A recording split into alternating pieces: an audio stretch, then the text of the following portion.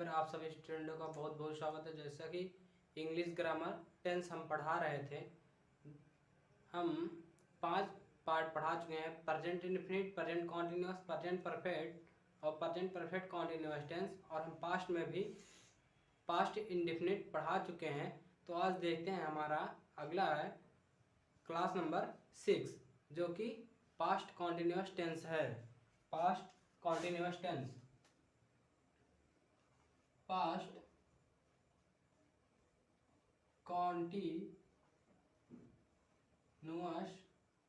Tense. हम कैसे पहचानेंगे कि हमारा पास्ट कॉन्टिन्यूअस टेंस है? अगर कोई वाक्य दिया रहेगा तो हम कैसे पहचान पाएंगे कि हमारा पास्ट कॉन्टिन्यूअस टेंस है? तो हम पहले पहचान देख लेते हैं। पहचान क्या होती है इसकी?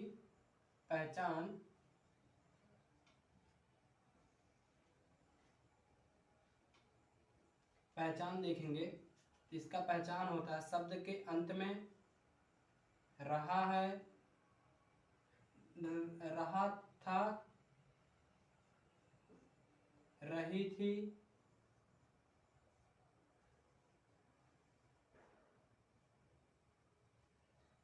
रहे थे। शब्द के अंत में, शब्द के अंत में आदि शब्द आते हैं। तो प्रेजेंट पास्ट कॉन्टिन्यूअस टेंस का पहचान होता है शब्द के अंत में रहा था, रही थी, रहे थे, शब्द के अंत में आते हैं, आदि शब्द आते हैं। तब देख लेते हैं कि सहायक क्रिया क्या होती है। सहायक क्रिया, या बोलते हैं इसको हेल्पिंग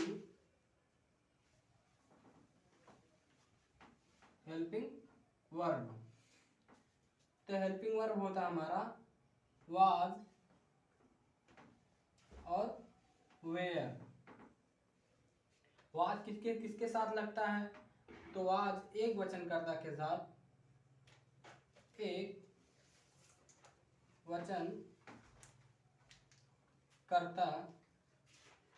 के साथ, और वेयर बहुवचनकर्ता के साथ, बहुवचनकर्ता के साथ। अब एक वचन देख लेते हैं। एक वचन क्या होता है? जैसे ही, सी, इट, अथवा सिंगल नाम, अथवा सिंगल नेम,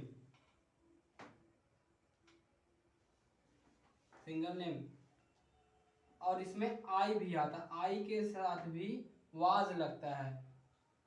ये इसमें अपवाद माना जाता है कि आई के साथ भी वाज लगता है और बाकी के साथ वेयर लगता है। जैसे दे, यू,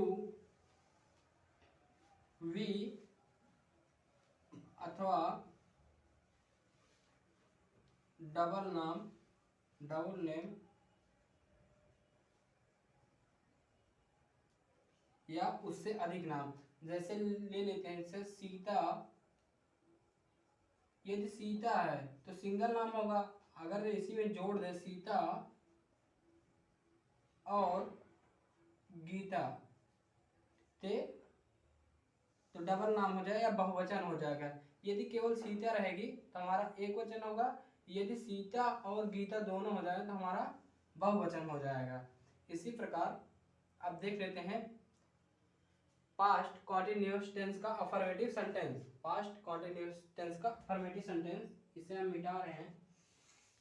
तो पास्ट कॉन्टिन्यूअस टेंस का अफर्मेटिव सेंटेंस हमारा हेल्पिंग वर्ब याद रखिएगा वाज और वेयर। वाज किसके साथ? आई, ही, सी, इट अथवा सिंगल नेम, और बहुवचन और वेयर देखते हैं। वेयर बहुवचन कर्ता के साथ यू, वी, दे अथवा डबल नाम या इससे अधिक नाम आए तो हमारा बहुवचन कहलाता है।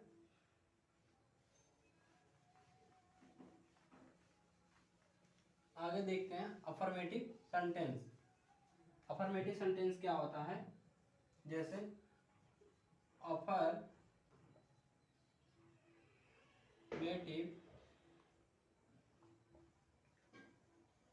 सेंटेंस,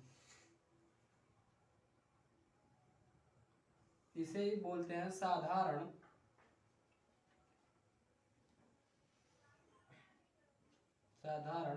वाक्य।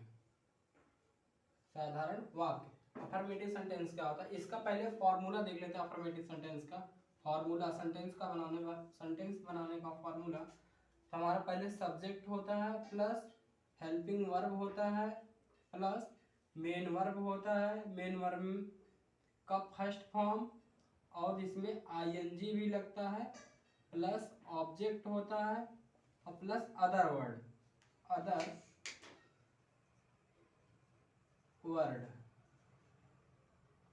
और उसके बाद फुल स्टॉप रहता है। तो देखते हैं, एक वाक्य लेते हैं एग्जाम्पल में। जैसे एग्जाम्पल में राम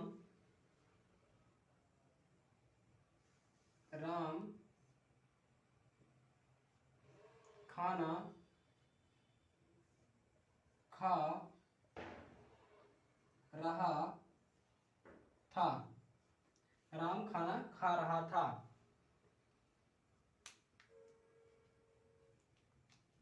इसको बनाएंगे तो हम देखेंगे हमारा सब्जेक्ट क्या है। फार्मूले में पहले सब्जेक्ट है, तो सब्जेक्ट हमारा क्या है? राम। राम सब्जेक्ट हो गया। अब हेल्पिंग वर्ब लगेगा वाज वेयर। वाज वेयर वो तो डिपेंड करता है सब्जेक्ट क्या वचन है। अगर सब्जेक्ट एक वचन है तो वाज, यदि वो वचन है तो वेयर लगेगा। उसके बाद मेन वर्ब क्या है? खाना। मेन वर्ब हो गया।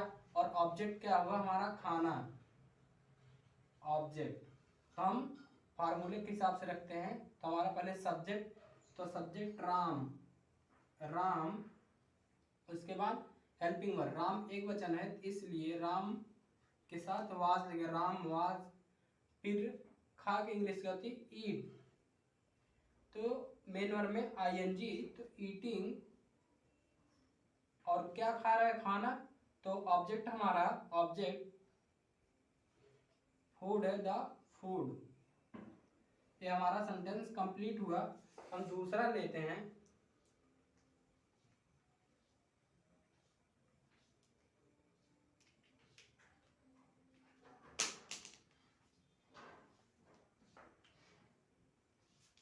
हमारा दूसरा सेंटेंस देखते हैं। जैसे सीता गीत गा रही थी। यदि इसको हम बनाएंगे तो पहले देखेंगे सब्जेक्ट, हमारा सब्जेक्ट क्या है? सीता। सीता सब्जेक्ट हो गई। मेन वर्ब क्या होगा हमारा? गा। मेन वर्ब हो गया। ऑब्जेक्ट क्या हो गया? गीत। तो हम फार्मूले के हिसाब से रखेंगे। हमारा फार्मूला है सब्जेक्ट, पहले तो सब्जेक्ट के सीता है, तो सीता एक वचन है तो वाज, सीता वाज। और गाना की इंग्लिश क्या होती है? सिंग। और मेन वर्ब में आईएनजी, तो सिंगिंग। तो ऑब्जेक्ट क्या है? Singing a song. हमारा सेंटेंस कंप्लीट हुआ।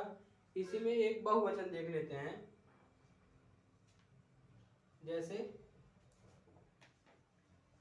वे सभी नदी में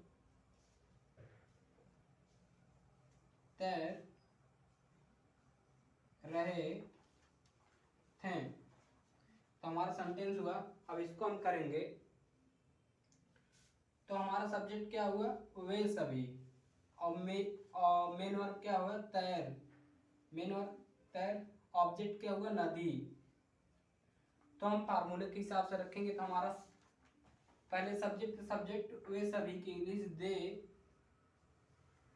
और दे बहुवचन है तो वेयर लगेगा, वेयर। मेन वर्ब क्या है, तैरना, स्विम। मेन वर्ब में आईएनजी तो हो जाएगा हमारा स्विमिंग। ऑब्जेक्ट क्या है, स्विमिंग इन दी रिवर। तो हमारा सेंटेंस कंप्लीट हुआ। इसी प्रकार एक नेगेटिव सेंटेंस देख लेते हैं। जैसे नेगेटिव, इसको इरेज कर रहे हैं।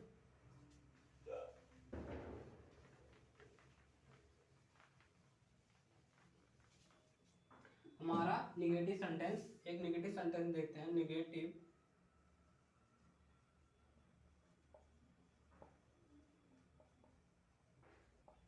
नेगेटिव सेंटेंस इसे बोलते हैं नकारात्मक,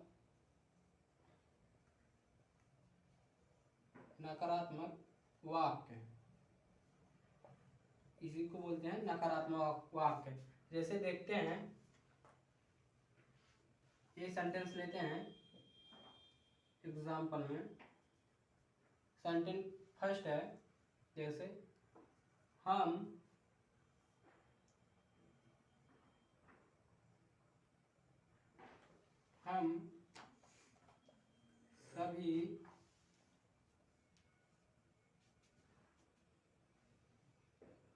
सभी बाजार जा रहे, हम सभी बाजार नहीं,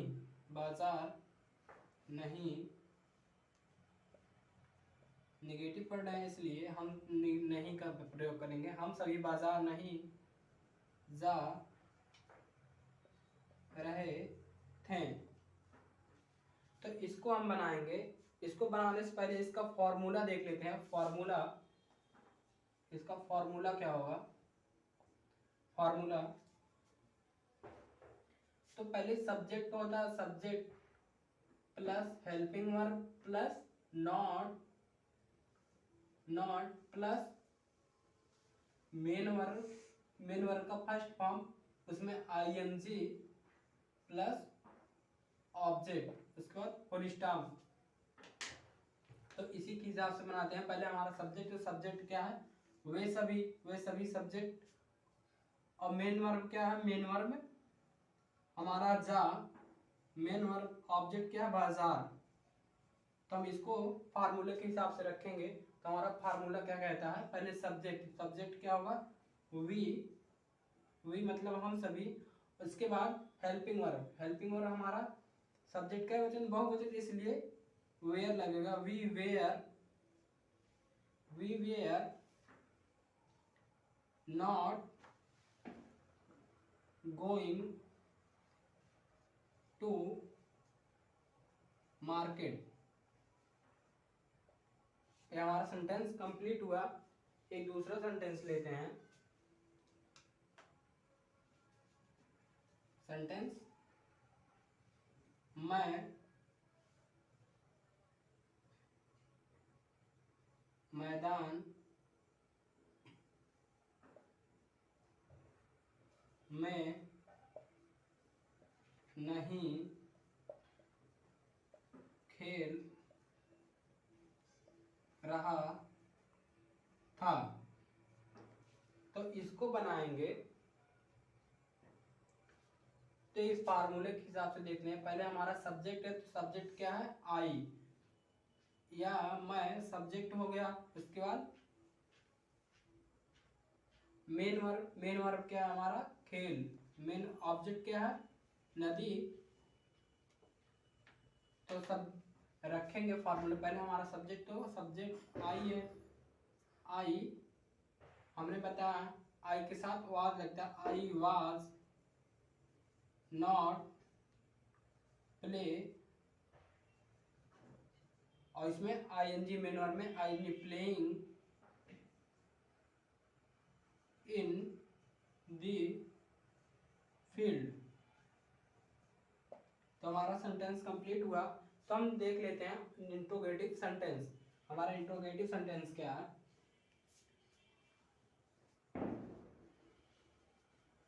इसको हम मिटा रहे हैं। इंट्रोगेटिव सेंटेंस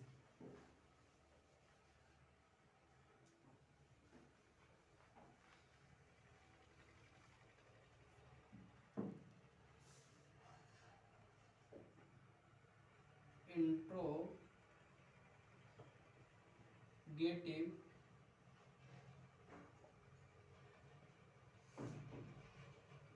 सेंटेंस, या इसे बोलते हैं हिंदी में प्रश्नवाचक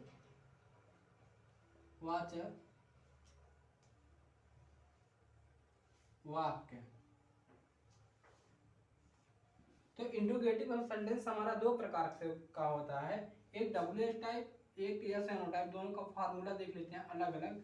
एक यस या नो टाइप, इसका फार्मूला होगा, फार्मूला एक WH टाइप होता है, इसका फार्मूला देखते हैं।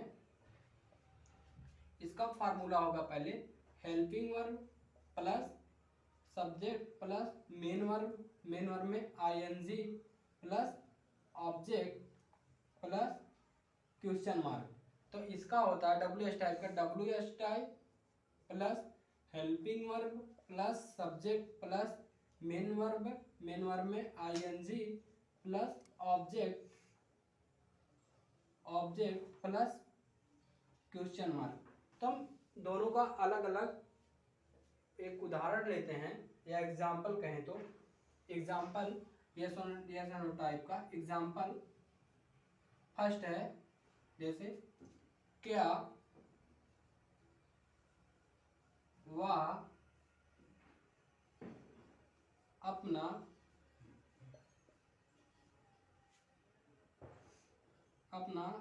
पाठ याद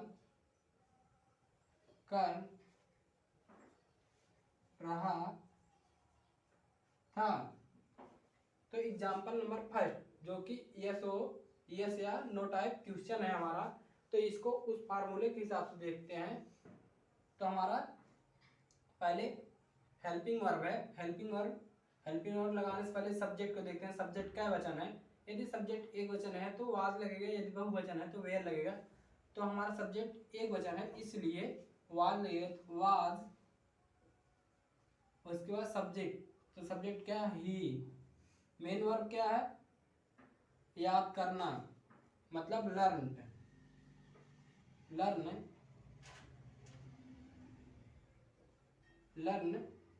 मेन वर्ब में ING, तो हो जाएगा लर्निंग। अपने के लिए क्या होता है, हिज लगता है, लर्निंग हिज लेसन। तो हमारा सेंटेंस कंप्लीट हुआ। तो अगला सेंटेंस लेते हैं WH टाइप का, जैसे एग्जाम्पल WH टाइप का, वे क्यों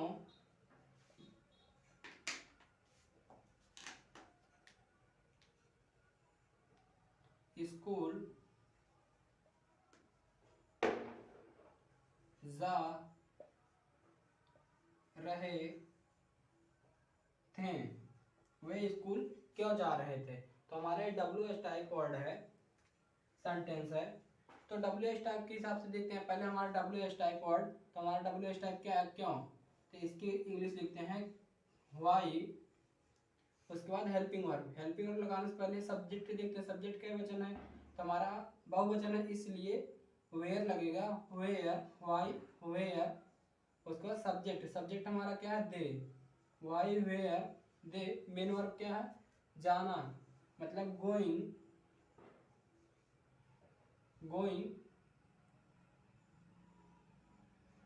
उसके बाद ऑब्जेक्ट हमारा स्कूल है, गोइंग टू स्कूल। उसके बाद क्वेश्चन मार्क।